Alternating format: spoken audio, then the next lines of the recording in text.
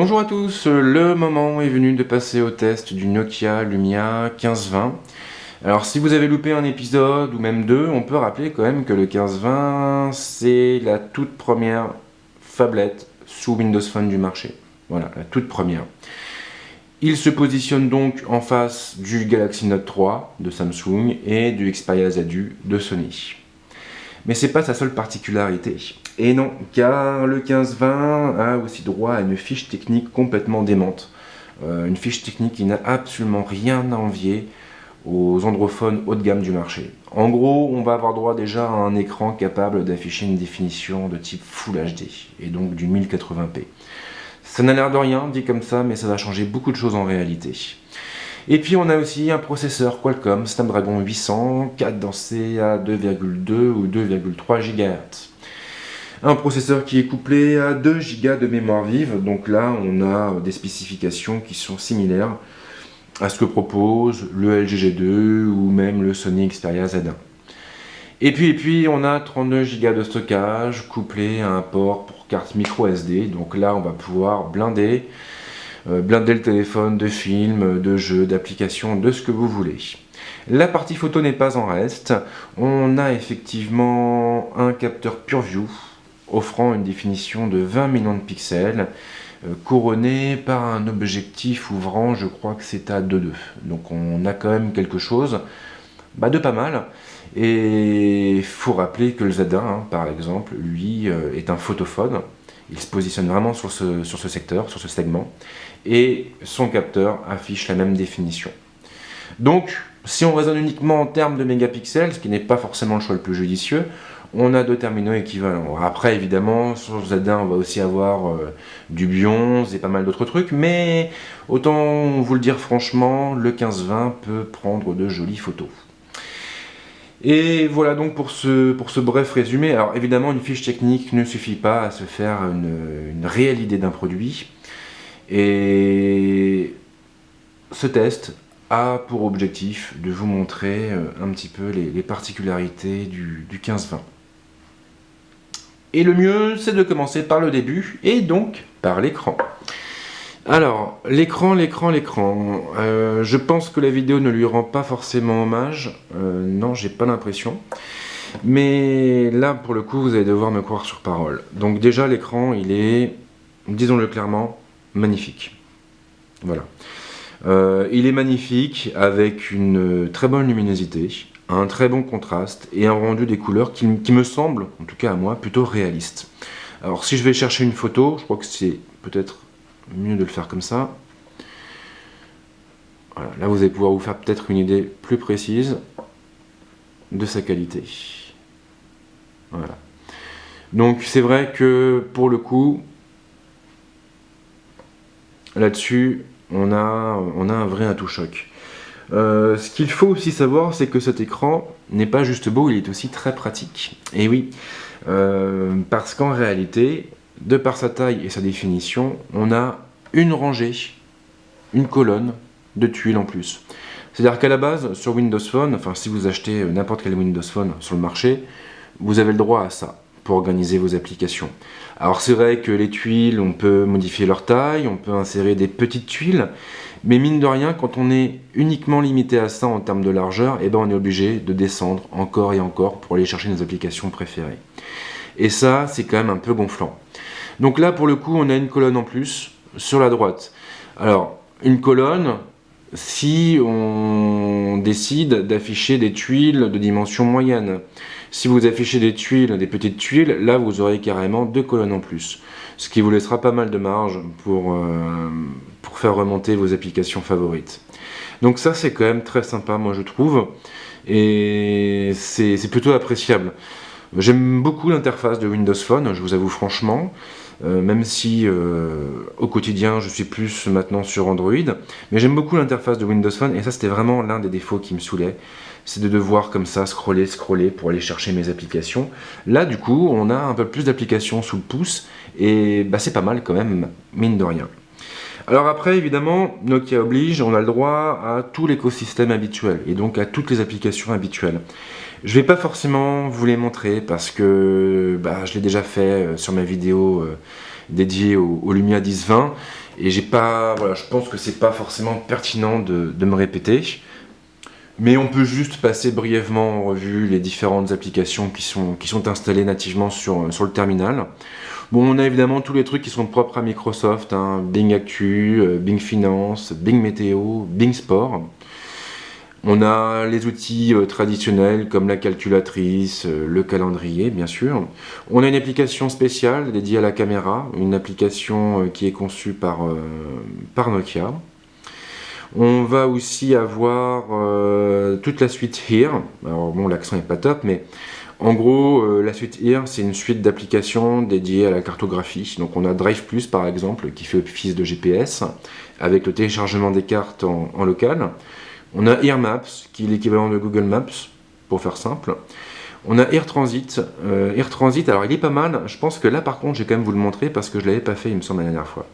Donc Air Transit, c'est une application qui va vous permettre de vous déplacer facilement en ville en prenant les transports en commun. Donc en gros, qu'est-ce qui se passe ? Eh bien, je vais définir déjà un trajet allant de la gare de Lyon à la Tour Eiffel. Et là, automatiquement, l'application va m'afficher tous les itinéraires conseillés. Donc des itinéraires qui pourront être construits à partir des trajets en métro, à partir des trajets en RER ou des trajets en bus. Si on veut obtenir plus d'infos sur un trajet en particulier, comme là par exemple le trajet du RER A, eh bien on tape dessus et on a le déroulé qui apparaît à l'écran. Et là on voit toutes les étapes qu'on doit suivre. Mais voilà, le truc c'est que des fois, au niveau des étapes, il y a des moments où on va devoir marcher à pied. Voilà, alors ça c'est embêtant parce que souvent, on se perd du coup. Si vous avez peur de vous perdre, vous tapez sur l'étape et là automatiquement, vous allez avoir un plan qui va apparaître. Et ce plan va vous montrer concrètement les rues que vous allez devoir suivre pour atteindre votre destination. Donc ça, c'est vraiment une application qui est sympa, d'autant plus qu'on a aussi un système de navigation qui est intégré. Donc système de navigation, ça veut dire système GPS, et là ça nous renvoie vers un assistant et vers Air Maps que je n'avais pas encore démarré. Donc ça c'est pas mal, c'est vrai que quand on se déplace beaucoup dans des grandes villes qu'on ne connaît pas forcément, c'est le type d'application qui va vraiment pouvoir être utile. A noter d'ailleurs que toutes les informations sont mises à jour en temps réel, ce qui est quand même pas mal. Donc après, on a d'autres applications qui sont propres à Nokia, comme Nokia Care. On a Nokia Carnet de voyage, ça je vous en parlerai après. On a Nokia Cinémagraphe, que je vous avais présenté avec le 10-20, qui consiste en gros à créer des espèces de GIFs animés, mais de manière un peu plus artistique qu'à l'accoutumée. On a Nokia Music évidemment, Nokia Procam. Alors évidemment, je me suis planté. La caméra qui est ici, elle est propre à Windows Phone. Et pour accéder à la caméra de Nokia, il faut aller chercher Nokia Procam. Et puis on a Screen Beamer pour partager du contenu sur un autre écran. On a le studio créatif aussi. Donc ça c'est pour faire de la retouche d'image. Et puis c'est à peu près tout. C'est à peu près tout en tout cas pour les applications de l'écosystème de Nokia. Car en effet, il y a une autre particularité avec le 1520, c'est qu'il est l'un des premiers terminaux à avoir le droit à la mise à jour Lumia Black. Alors je ne sais pas si vous en avez entendu parler. En gros, c'est une mise à jour qui a été déployée au début de l'année, autour du 10 janvier il me semble, et qui apporte un certain nombre de correctifs. Alors des correctifs qui améliorent évidemment la stabilité du système, cela va de soi, mais qui vont également ajouter des fonctions et modifier l'ergonomie de la plateforme. Donc là évidemment ça devient un petit peu plus intéressant, puisque ça j'ai pas eu l'occasion de vous le montrer avec le 10-20.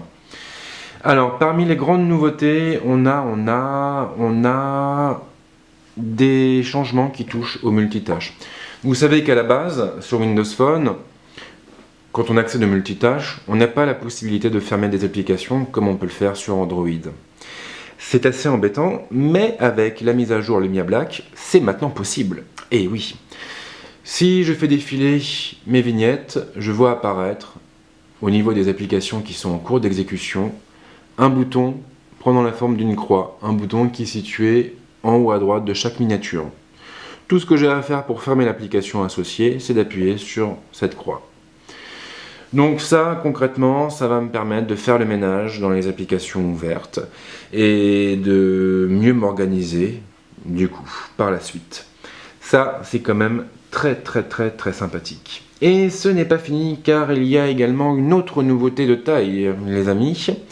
Cette nouveauté, ce sont les dossiers d'application. Et oui, car contrairement à iOS et Android, Windows Phone ne permettait pas de regrouper des applications dans des dossiers. J'ai jamais compris pourquoi d'ailleurs, je trouve que c'est un peu dommage quand même, parce que mine de rien, c'est pratique de pouvoir créer des dossiers pour organiser son écran d'accueil. Maintenant, grâce à la mise à jour de Nokia, c'est possible, et j'en ai créé un tout en bas ici, qui regroupe différents dossiers, différentes applications, pardon. Le truc un peu bête, c'est que le fonctionnement des dossiers sur Windows Phone ne fonctionne pas de la même manière que sur les autres plateformes. À la base, moi si vous voulez, le premier truc que j'ai fait, je suis un petit peu bête, j'ai pris une application au hasard, je suis passé en mode édition, et j'ai essayé de la glisser sur une autre tuile pour créer un dossier. C'est ce que je fais sur Android, c'est ce que je faisais avant sur iOS. Mais en réalité, ça ne marche pas comme ça, du moins pas pour le moment. Pour l'instant, on est obligé de passer par une application téléchargeable sur le Windows Store. Cette application, elle s'appelle Dossier d'application. Et ouais. Et en fait, pour créer des dossiers, on va devoir la lancer, et c'est par son intermédiaire qu'on va pouvoir gérer nos différents répertoires. Là, par exemple, je vois bien le dossier que j'ai créé, et si je tape dessus, je peux accéder à son contenu et lister les applications qu'il contient. Je peux même les réorganiser si j'ai envie, pour mettre en avant les applications que j'utilise le plus. Pour ajouter une application à mon dossier, je vais devoir passer par cet outil et aller taper sur le bouton plus, qui renvoie sur la fonction ajouter. Et là, eh bien, je vais devoir aller sélectionner dans la liste les applications que je veux joindre à mon dossier. Je valide ensuite en appuyant sur le bouton qui est présent tout en bas, et les applications sont ajoutées au répertoire. Alors forcément, c'est pas ce qu'il y a de plus ergonomique, il faut bien l'avouer. Si je veux créer un nouveau dossier, je reviens sur la page d'avant, j'appuie sur le plus qui se trouve tout en bas, et je donne un nom à mon dossier. Donc là, par exemple, je vais créer un dossier pour toutes les applications Here de Nokia. Donc, je tape le nom. Et une fois que c'est fait, je valide en tapant sur le petit bouton situé tout en bas de l'écran. Et ensuite, même chose, je vais aller chercher mes applications. Alors si j'ai envie d'aller plus vite, je peux également aller chercher des paramètres. Ça c'est intéressant puisque du coup, on va pouvoir se créer des raccourcis pointant vers certains réglages. Maintenant, là pour l'instant, on reste sur les applications et je vais chercher les 3 applications Here. Je tape sur la petite flèche, mon dossier est créé. Pour l'épingler sur mon écran d'accueil, je vais devoir aller taper sur ce bouton-là maintenant. Et là, automatiquement, tout en bas, ici, je retrouve bien mon dossier. Alors, je vais le refaire une dernière fois, et cette fois, je vais le faire avec les réglages, quand même, parce que ça, c'est une fonction qui est plutôt cool. Et je vais donc créer un nouveau dossier qui va s'appeler Réglage rapide. Ouais, non, ça c'est relou. Réglage... Il ne me propose pas, ok, bon, dommage. Rapide. Alors j'ai oublié de mettre un accent.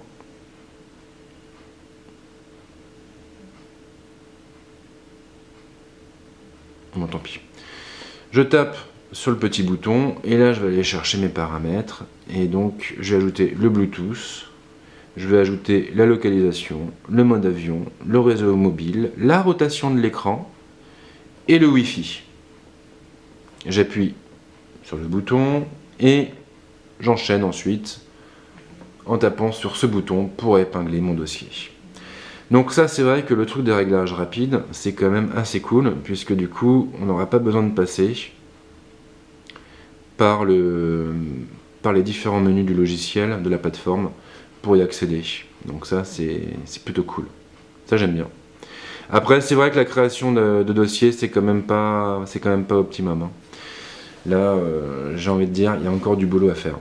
Alors, pour en revenir quand même à ces réglages rapides, si maintenant j'ai envie de prendre la main dessus, qu'est-ce que je fais? Eh bien, je tape sur le dossier et je vais aller chercher le Bluetooth.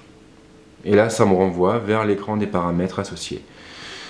Donc voilà pour les dossiers d'application.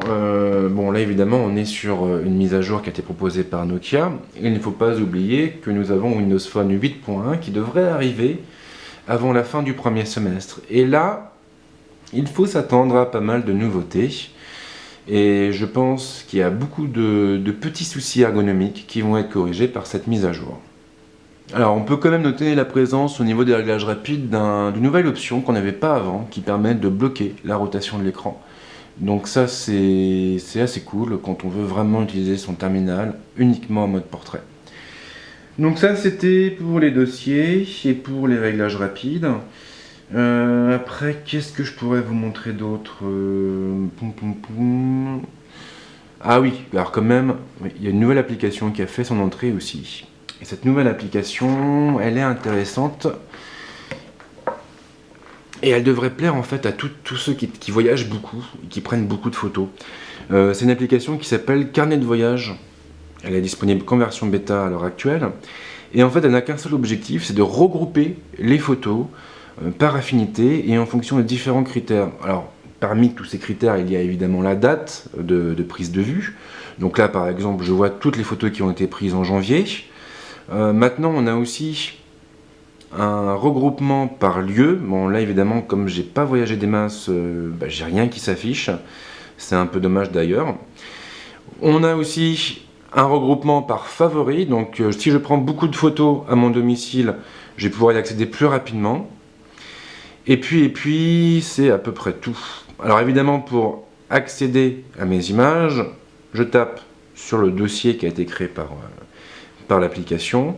Et là, je vais pouvoir, par exemple, renommer ma photo.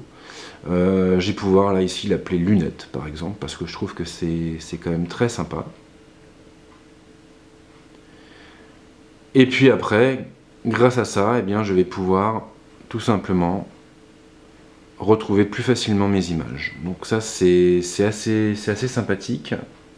D'autant plus que l'outil va faire un peu tout à notre place, puisque cette organisation, elle est automatisée.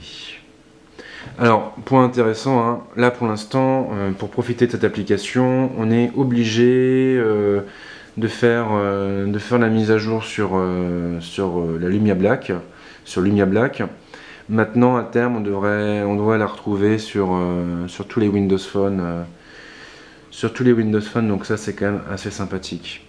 L'autre nouveauté notable, c'est le regroupement de deux applications qui étaient Nokia Pro Camera et Nokia Smart Camera. Donc maintenant, on n'a qu'une seule application qui s'appelle Nokia Procam. Pardon. Et là, au niveau de l'interface, on est sur quelque chose évidemment d'assez d'identique à ce qu'on avait sur le 10-20. Donc une interface qui est plutôt épurée. Tous les réglages sont accessibles de là-haut. Si j'ai envie, je vais pouvoir tous les faire apparaître en faisant glisser mon doigt, donc en prenant le déclencheur et en le faisant glisser sur la gauche. Et là, je vais pouvoir aller travailler sur la balance des blancs, sur la mise au point, sur la sensibilité notamment. Et puis toujours évidemment le mode vidéo qui est accessible sur un simple glissé vertical cette fois. Les paramètres n'ont pas vraiment changé. On va pouvoir régler le délai d'obturation et puis d'autres options. Donc c'est vrai que là-dessus, on a quand même des changements qui sont pas forcément ultra voyants, qui sont pas forcément révolutionnaires, mais qui améliorent l'expérience utilisateur. Moi, c'est vrai qu'entre les dossiers et ce fameux multitâche qui nous permet de faire du ménage facilement, je me suis senti plutôt à l'aise. Alors après, au niveau des performances du terminal, j'ai envie de dire, il permet tout ce que les terminaux sous Snapdragon 800 permettent. Donc en gros, vous allez pouvoir faire beaucoup de choses. Et en toute sincérité, il est d'une fluidité exemplaire. Il n'a pas ramé durant ces quelques jours de test. Alors pour vous montrer, oui, on peut quand même faire une petite démonstration et puis lancer un jeu. Assassin's Creed par exemple, sa version mobile. Hein. Blablabla.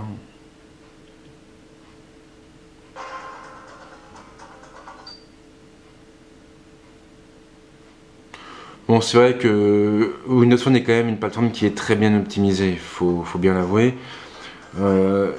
Elle tourne à merveille sur des terminaux qui sont moins puissants que le 1520, donc là évidemment on se doute bien qu'il va pas ramer d'un poil. Hein. Et effectivement, c'est le cas, il rame pas du tout. Bon là évidemment je connais pas le jeu, hop voilà. Je suis un méchant assassin et je me déplace et je récupère des orbes bleus. Blablabla. Ouais, c'est magnifique. Ah, je peux augmenter plein de choses. Voilà. Donc là, bon, bah, comme vous pouvez le voir, hein, ça marche plutôt bien.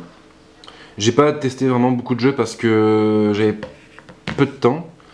Mais bon, en tout cas pour tout le reste, hein, ça fonctionne à merveille.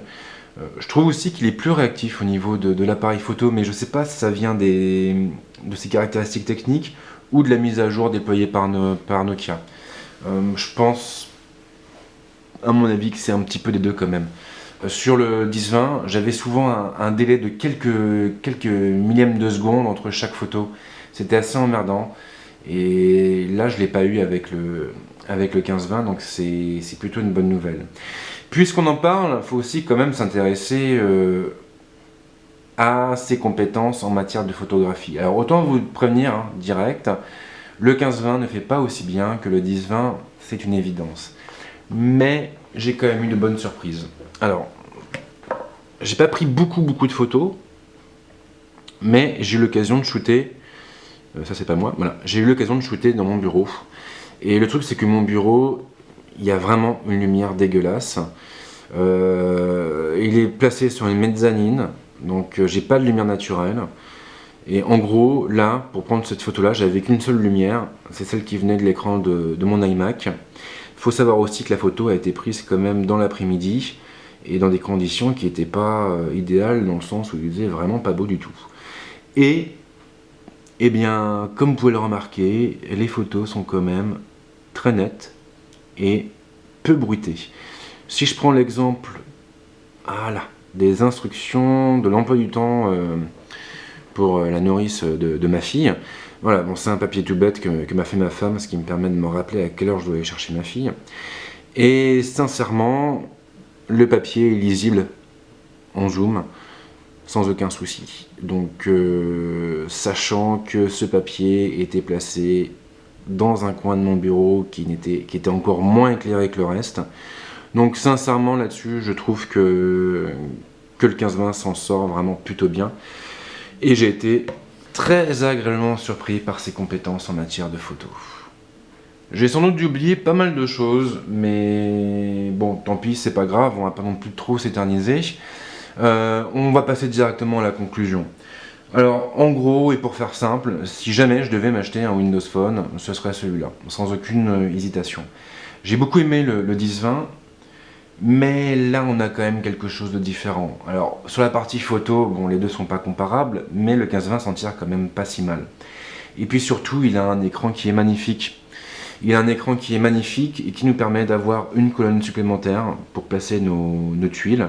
Et cette colonne, mine de rien, elle change énormément de choses, puisque du coup, on a toujours nos applications préférées sous la main. Et on n'est pas obligé de balayer encore et encore pendant des heures pour aller chercher le client Twitter, l'application Facebook, et ainsi de suite. Donc déjà, voilà, l'écran est magnifique, et puis surtout, la fiche technique, c'est du très haut de gamme, enfin du très haut de gamme, du haut de gamme, on va dire. C'est du haut de gamme, et puis là, pour le coup, Nokia est parvenu à rattraper le retard qu'il accusait face aux constructeurs officiant sur Android. Et je pense notamment à tous les derniers superphones qui sont sortis sur le marché. Je pense au Z1, au G2, je pense aussi au Note 3. Là-dessus, voilà, il n'y a pas de différence technique notable. Donc on est sur un terminal qui est potentiellement aussi puissant et qui tourne sous Windows Phone. Alors je sais que tout le monde n'aime pas forcément Windows Phone. Et moi-même, J'utilise au quotidien Android. Maintenant, il faut quand même reconnaître que Windows Phone est très bien optimisé. Il est très réactif, il est très léger, il consomme peu de mémoire. Et bah du coup, il est extrêmement fluide sur le 15-20. Extrêmement fluide, vraiment extrêmement fluide. Alors j'ai pas parlé d'autonomie. Eh oui, mea culpa. Alors bien sûr, je vais pas vous quitter sans l'évoquer. Ce qu'on peut dire, c'est que il fait très très mal là encore le 15-20. Il est aussi autonome que le Note 3, donc pour une utilisation normale, comptez une journée et demie. Si vous ne l'utilisez pas trop, si vous êtes plutôt prudent, si vous faites attention, je pense qu'il est possible d'atteindre, voire même de dépasser les 2 jours d'autonomie. Donc là, on est sur quelque chose de très correct. Voilà pour ce test. Écoutez, j'espère que ça vous a plu. Si vous avez des questions, les commentaires sont là pour ça. Et puis, je peux quand même, oui, alors, annoncer le prochain test qui portera sur la Peeble. Eh oui, sur la petite montre connectée qui a beaucoup buzzé l'année dernière et qui m'accompagne maintenant depuis quelques jours et qui me surprend à bien des égards. En tout cas, je vous souhaite une très bonne semaine et je vous dis à très très vite sur la Friendzone ou sur YouTube. Ciao!